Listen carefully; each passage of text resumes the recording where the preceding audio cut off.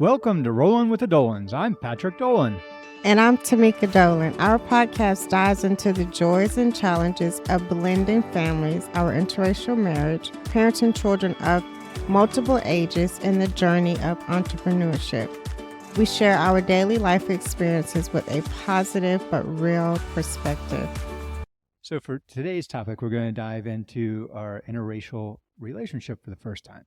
Yes, because that was one of the reasons for starting this podcast, is to talk about interracial marriage. And so the first question I have for you is, what were your thoughts when we first met? Was it something that came into mind, or what did you think? Obviously, we both knew that there would be some differences in our culture, but that was maybe a little bit in parenting, but that was pretty much it. Well, my thought was, I didn't even think twice about it. I'm like, wow, she's beautiful. She's incredible. I'm like, good answer. It doesn't even matter. Good answer. That's all I thought about. And I was like, all the rest will figure itself out. Okay, good answer. Good answer. If I ever get somebody looking at me thinking, oh, okay, looking at me a little funny, I will probably always take it personal, thinking, how on earth did he end up with her? Okay, whatever. Truth be told, that's exactly how I thought about it. I know, because people have asked me, do people stare at you guys or give you a mean look? And what is your answer to that? What's your response to that? Do they, you're saying? I don't think so. That's one thing, is I never really notice what people are doing around us. And if people are staring at me, I probably wouldn't even notice. Yeah, same with me. Yeah, people ask me, do black men give me a mean look, or does white women give me a mean look? And honestly, we're just in our own bubble that I don't even really pay attention. Yeah, that's one of those things. And I know that we've both likely been in situations where, we're surrounded by people that there's going to be one or two of them who think negatively about a relationship, but I don't think that we've ever felt it. Yeah, I agree. But if you think about it, it's probably like that in all different type of relationships, heterosexual or not heterosexual, the opposite, where there's a white female and a black male. So I feel like you're always going to get some type of looks. It's just if you focus on it, and I feel like we just never focus on it. You agree? Yep, definitely. And then, how do you think our families reacted to it? Kids first and then other family members? With the younger kids, I feel like they didn't even blink an eye. Like, it didn't matter to them. To the older kids, it was a little bit different, but not enough to nothing serious. Our 20-year-old, obviously, because he lives with us, he noticed a difference, but not in a negative way. He just said things are different, the way he was brought up and the way he parents versus how you parent. Yep. And then our 25-year-old, I don't think she really had anything. She happened to have been dating a white person at the time. So you're right. How can you think much about it if that's the case? That's true. And then our 27-year-old, he was also with a white female at the time too. But he also was concerned about the difference in parenting, which you parent the same as me, which is fair, right? Yeah, definitely. And when it comes to parents, there's only parents that are alive still are yours. From my perspective, I never felt anything other than your dad gives me a chuckle every now and then, because I think he enjoys some of the fact. The funniest thing is he has two son-in-laws, and they're both named Patrick, and one is black and one is white. So he gets a kick out of that. Yes. But I don't think he thinks anything other than just enjoying some of the differences. So. Remember the last time he was there, I heard him put you on the phone, and he was like, hey, so this is my son-in-law. Do you think he's the white Patrick or the black Patrick? Or is that how he worded it? Or yeah, basically.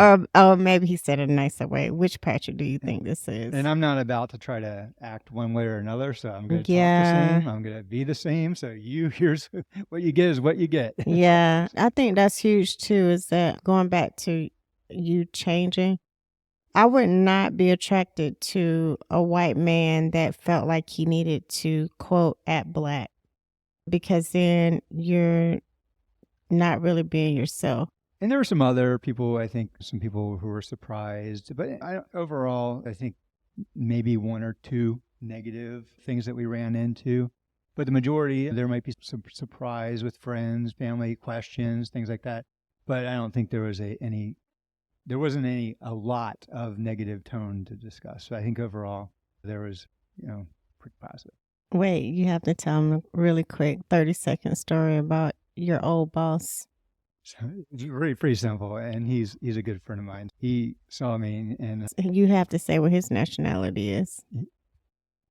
Korean? yeah. Mm-hmm. I don't tell anybody in advance they're going to meet Tamika if they didn't happen to see them on social media or something else first. They won't know. So this was pushing 5 years ago now. I introduced him, and he's like, "What?" He's Patrick.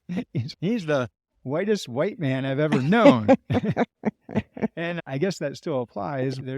He didn't say, "Oh, wait, I can't imagine you actually do that." It just took him by surprise. Right. No, our 20-year-old says that now you, quote, have some sauce on you now. That might be. We did post that one Tamika effect video that if people haven't seen it, they can do it. And there's the before and after pictures.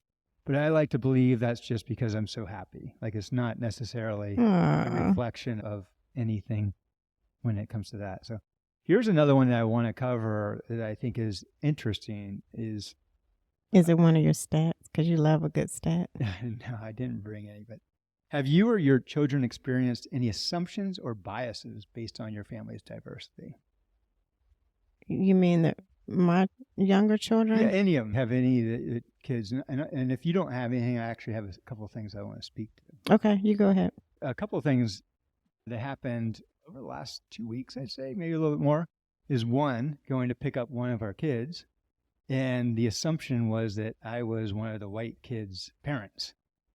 So I was like, nope, I'm here for that one. So I'm not going to think negatively of the person. It was assumption, but it's an easy assumption to make. But again, in this day and age, it's not always the case. That was one. And then the second one was dealing with the same child. We were at Costco and I was standing right there. And when they get the samples and stuff like that, the person was asking the age and all that type of stuff.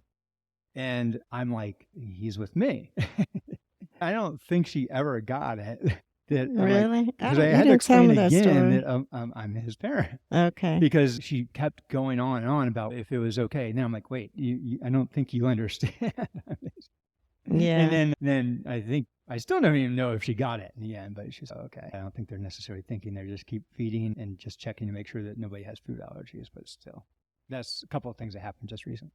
But nothing major or terribly insulting. It's just assumptions. And that's the way things are. I do want to jump in on that part because whenever I'm with your boys, I remember one time thinking, I wonder if they feel awkward that they're with their black bonus mom. But honestly, I don't think that they do.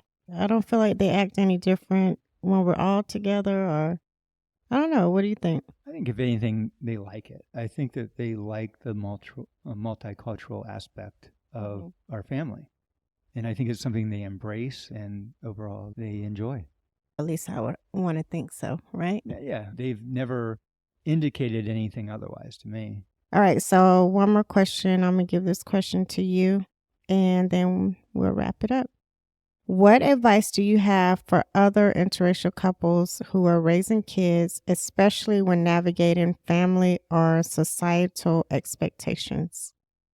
I think it's almost similar to what we had in a previous podcast where we were talking about teaching autistic kids. Yeah, you treat them the same. You have to understand that there are some differences, but treat everybody the same. And in our case, that's basically setting a good example, really trying to teach them by doing and how we act and how we do things. And I think that's the best way to teach. But I do think that it's important to also, in the back of your mind, understand. One of the biggest things for me that I have to understand, it's now different. It's now different for people on the outside. I do have to realize the whole thing that you have to worry about, now I have to worry about. What happens if one of the kids get pulled over by the police or something like that? Right. It's different. And it's the same thing as you talk to your kids about some of the things that they have to do, especially as a Black man and things like that, and think differently. And those are things I never had to think about. So when it comes to teaching the smaller kids, I still hope to have them learn by example, but I always have to keep something different in my mind that I never had to think about in the past. That's fair. And for me to wrap it up, I would say, because part of the question is, what advice would you have to other interracial couples?